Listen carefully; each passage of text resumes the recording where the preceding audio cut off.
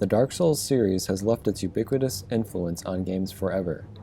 Any game with a bit of difficulty ends up being compared to it. And while there are plenty of great things about the series, Dark Souls will always be remembered for its rage-inducing yet ultimately satisfying boss fights.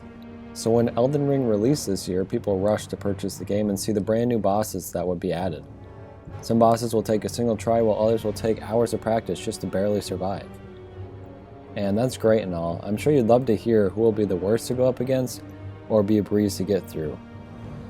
But I kind of have something I haven't told you about yet. I have never played Elden Ring, or any Dark Souls games for that matter. Sure, I've seen clips here and there, and my friends are pretty obsessed with it, but otherwise I am completely blind to the series. So here's my idea for the rankings today. What if we ranked every Elden Ring boss not based on their difficulty, but on their design?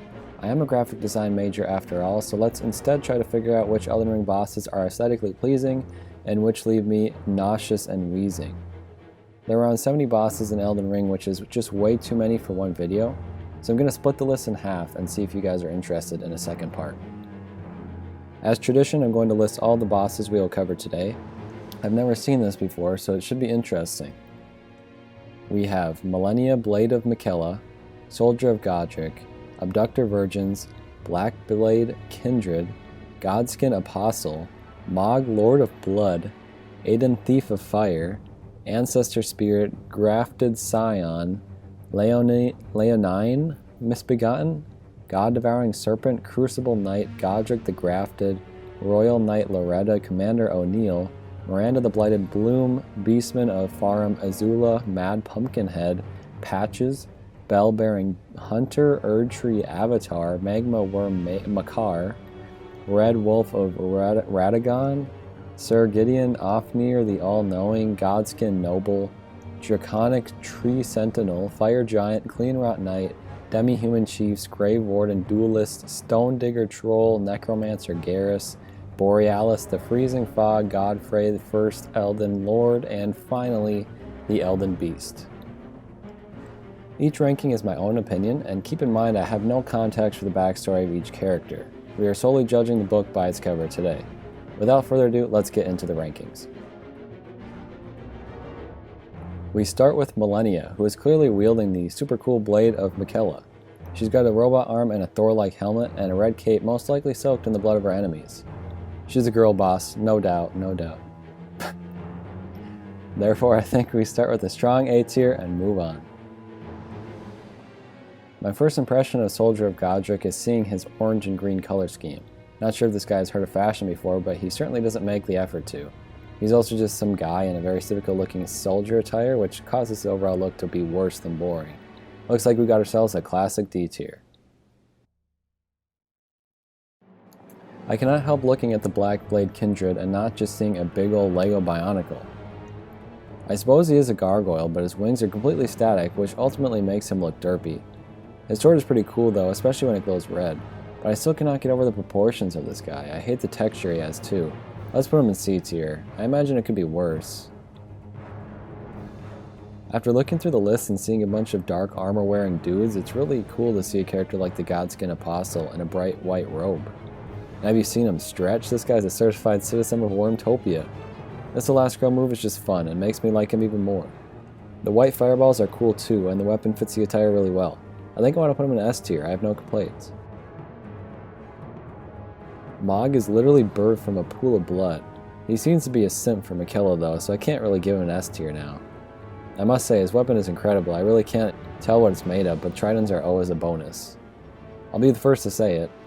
Just a little overkill on those horns. I think he could have done with a few less, don't you think? Anyways, I love the priestly attire but demon themed, and Sephiroth but 2 wings now phase is awesome too. Sibri keeps him in A tier though, he just has to pay, I'm sorry. Adan doesn't have a slim figure, yet he flaunts very proudly, which I am so proud of him for. It is kind of messed up that he stole fire though, that's so like you, Adan. He has this tiny little flail that just ends up clashing with the rest of his fit. And the same old armor look is going to get boring, so I'm already preparing for that. You tried Adan, but I'm going to have to leave you in B tier. Maybe try stealing a sense of style next time. Wood deer, wood deer, wood deer, wood deer, wood deer. Ancestor Spirit is unbelievably awesome looking. It's just a big deer carcass that's covered in moss from laying in place for so long. Having antlers just built into is the perfect weapon too. He also just gets a puke fire, which is a bonus for sure. I'll happily give a wood deer an S tier. Spider Boy Scion crawls around with his oops all arms physique and uses some swords and like a door shield as well. In terms of his outfit, he kind of just swept himself under a rug and went out in public like that. Although I've done that many times myself, that doesn't make it any less sad. I do think the arms are a cool look though, so let's just put him in B tier. Can I just say, Leonine Misbegotten? Get a normal name already. I have to assume George R. R. Martin made that one. Anyways, I don't really know what I'm looking at with this one. It's got a lizard tail and some werewolf feet and a lion's mane. It's like a mishmash of different animal parts that combine to make a bad result.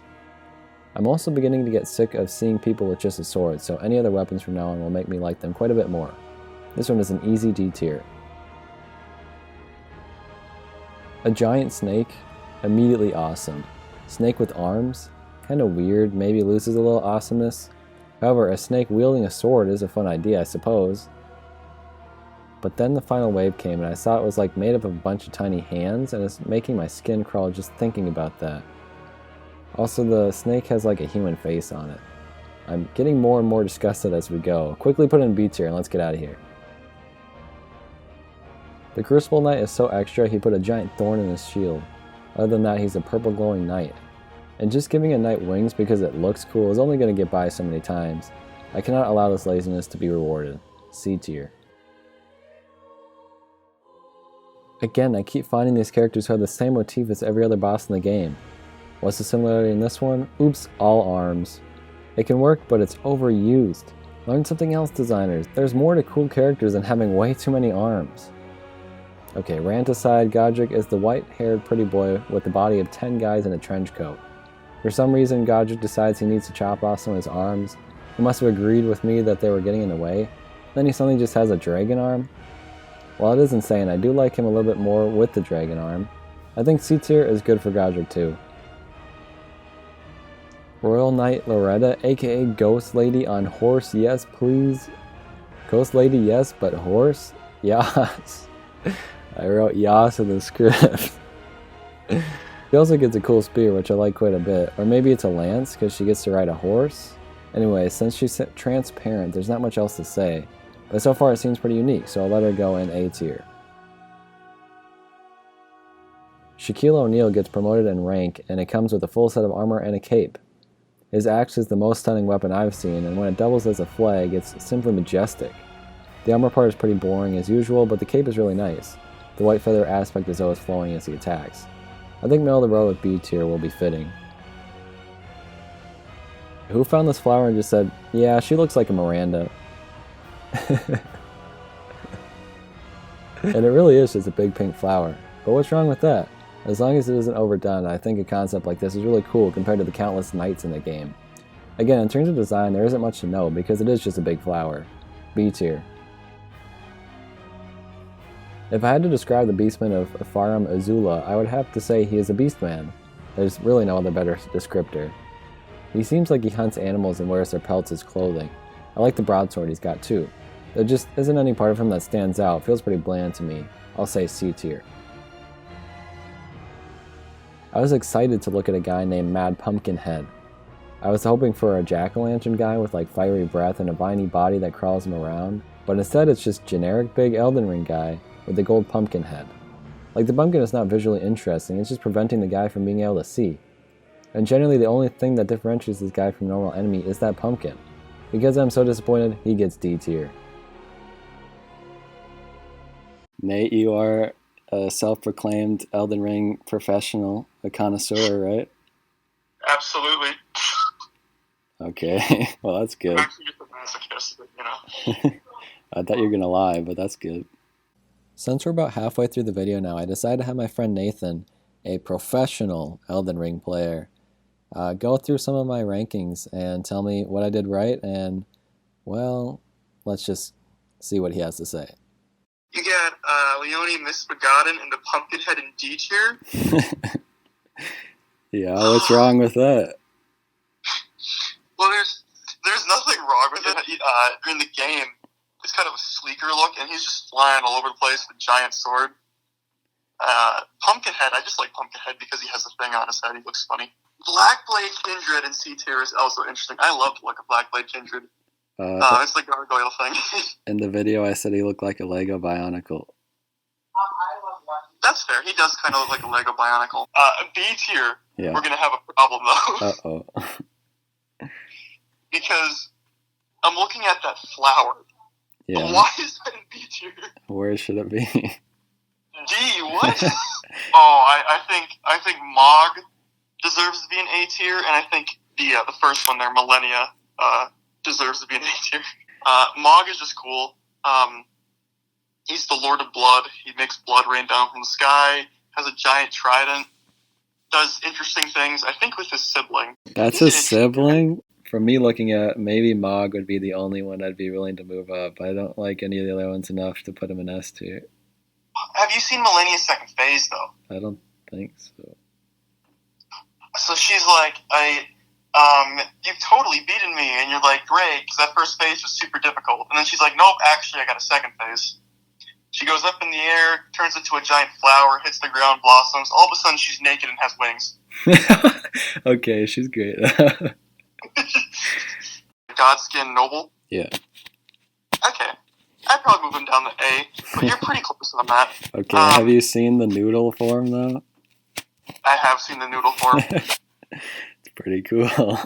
I think for somebody who hasn't played the game and doesn't have that experience, and you're trying to fill the tier lists just as they would be without actually encountering them. I think it's a fair tier list, actually. Yeah, you're right. You're completely biased. Okay. Patch is just some guy that put on an old-timey outfit but forgot the helmet. He's literally just some bald guy that nobody... Wait a second. Dad? Dad, is that you? It's me, Jake, remember? I make those YouTube videos. Yeah, I'm still playing Disney Heroes Battle Mode. Hello? Wait, come back.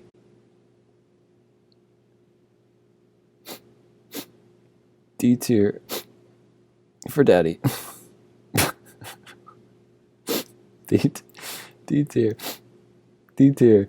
For Daddy.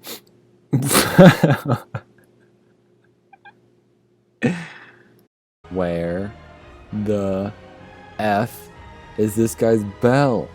Excuse me? You mean to tell me the bell-bearing hunter bears not a single bell? And aside from that, he looks nearly identical to the Crucible Knight, except red now. Really boring, D tier. Wood guy, wood guy, wood guy, wood guy, wood guy, wood guy. I was not expecting to get to do that twice. So Erdtree Avatar is a living tree stump with a big stone pillar for a weapon. I don't know why, but fighting a living tree is just a good concept, I think. I know there's another Erdtree boss, so I hope it's distinct enough. Anyways, I do like it, but I don't think it stands out all that much, so let's just do B tier then. This really is a worm that makes magma. I like this creature quite a bit. It's different enough from a dragon to be unique. He's very spiky, which is an obvious plus. I think he's cool, no complaints. Could be better though, so A tier. Red Wolf? More like Rad Wolf. Right? Yeah, I'm right. Seriously though, this wolf is red, that is no joke. He clearly has played Pokemon Sword since he wields a fiery sword in his mouth. I like that his fur looks super crusty and gross, instead of trying to make him all fluffy and cute. He wasn't trying to be cute and I like that. S tier. You're basing all this off design. I have design and I have how they actually function. Yeah. And it's definitely clouding my judgment. Yeah, I kind of... The wolf probably wouldn't be up there normally. I just felt like I needed another one in S tier. Dude, I'm telling you. Malenia, Mohg are S tier, for sure. Maybe Horaloo or Such Godfrey, I would say, are S tier. And the award for longest name goes to Sir Gideon Ofnir the All-Knowing. So I like his scepter, and the magic spells he has look really cool too. But he also just suffers from a boring character design. He has a unique helmet, but that's all to know. If he's truly all-knowing, then he already understands that he belongs in B tier. I don't even know what I'm looking at. Like, Godskin Noble is enough as it is, and then they decided what this thing was really missing to be perfect was a tail. This thing uses a rug to cover its man boobs, but as soon as the fat rolls start jiggling, you're exposed to it all. I don't think having just a really fat guy is a smart or interesting concept, sorry to say. Kinda funny though, C tier. I like how this guy gave himself a bunch of gold and pimped his horse. It's different enough from the typical knight outfits. The red lightning is a nice compliment too, and I just like that all the weapons and horse are bigger than they need to be. The creators grabbed the corner and scaled everything up. It's just nice. Fire-breathing horse is awesome. A tier. They really did a good job with the fire giant. Having a shield 5 times your size is really intimidating in a fight, and the beard drags across the ground, allowing him to show off his redhead jeans at all times. I love that he rolls around on the ground, probably just for fun. Then it's unfortunately revealed that his entire belly is a face with a big eye in his neck. It's just disturbing. And why does he think burning his leg off is a good idea? It was just broken, man. You're just overdramatic. B tier, I guess. I'm guessing the Cleanrot Knight is the only one to call himself that because he does indeed live in a swamp. The things I do like are his red and white cape and his dual-wielding weapon, but what I do not like is the very generic knight armor once again. Boring, C tier, let's move on. These demi-humans are just Beastman, but times 2 now. I think their designs are a little more creepy or uncanny, which makes them more interesting to me. I like the bone armor too, it really is just an evolution of the Beastman design. Let's see, what did I give him? C tier, huh? Okay, B tier it is then. I think the design of the Abductor Virgins are super interesting. They're these robotic statues with flails on the arms that have been seen throughout history, except now they've been weaponized with scythes and buzzsaws. Their doors open up with like a snake, and these long arms that'll grab you. I suppose being a virgin for eternity has made them desperate. I think they are really cool though, I'm gonna put them in S tier. A double hammer boy? I like that. He also tied a sweatshirt around his waist because he's getting a little hot. I also think his weapon is unique. It gives him a more recognizable silhouette, I'd argue. Pretty good, but nothing exciting either. B tier. Stonedigger Troll just is stones. Was he digging himself? I don't understand. It's fun that he leaves his heart out in the open for the people to stab whenever. He must be a very trusting troll. I like his big club, and his lion mane-esque hair is cool too. I'm going to pay the troll toll by giving him an A tier. Necromancer Garris is hardly the spotlight here. His skull snake snails are the real stars, and I want a giant one of those as a boss fight now. Thank you, George. Anyways, Garris is just a pretty white boy in a red robe. If you didn't tell me he was a necromancer, I'd assume he's just LARPing. Honestly, C tier. If you were wanting an awesome frost dragon, you come to the right place. It's always been cool to have dragons like this since they are usually associated with fire. He's spiky, he's hairy, and he's icy. And that's all we ask for. A tier. The best thing Godfrey has going for him is his insane plethora of hair. This guy's been using keeps, and it shows. For some reason, like no one else so far has had a blue cape, so it's nice to see anything other than red. His axe is somewhat generic as well as the rest of his attire. He is just some himbo, I suppose. I think he's one of the final bosses you fight, so I feel bad saying that in terms of design, I'm kind of feeling C tier, sorry. Godfrey or whatever. He's so cool. I love this fight. Well, on my original, like when I ranked him, I said C tier, and I'm realizing now as I'm looking at this that I put him in A tier, but my opinion has changed on him because I didn't see the lion thing at first. I think that lion thing is awesome, so I'd probably put him in A tier anyways. I think he's A tier. I think he can even go up to S tier. I love that fight. Now, the moment you've all been waiting for. So, what exactly is the Elden Beast? He's almost like a space axolotl, except he's got a long Wormtopia neck. I do like the close-ups when you get to see the detail of the sort of endoskeleton, and its giant nature is very intimidating, but is this really final boss material? I'm sure it's a difficult boss fight and everything, but why is this the ending to Elden Ring?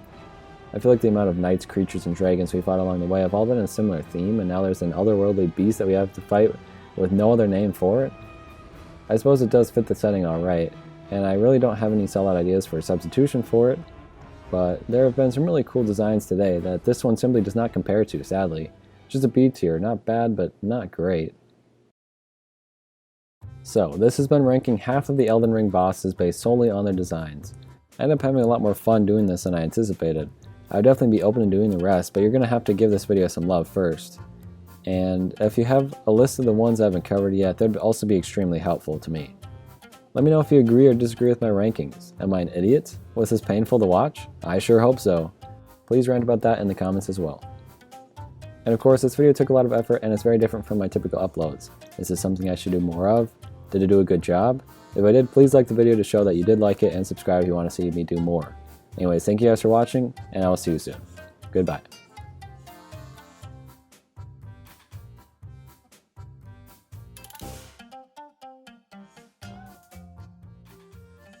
I suppose he's a gargoyle, but his wings are completely static, which ultimately